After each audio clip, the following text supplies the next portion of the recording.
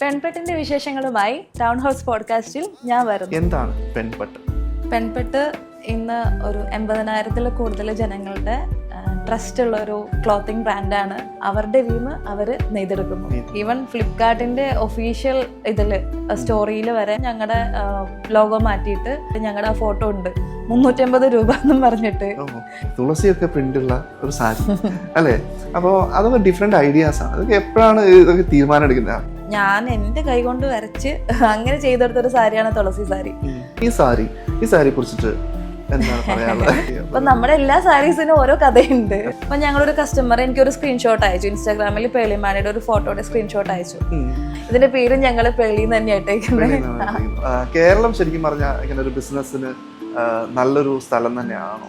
തീർച്ചയായും കേരളമാണ് ബിസിനസ്സിന് ഏറ്റവും നല്ല സ്ഥലം. ആക്ച്വലി ഞാൻ ബിടെക് സിവിലായിരുന്നു കഴിഞ്ഞിട്ടുണ്ടായിരുന്നത്.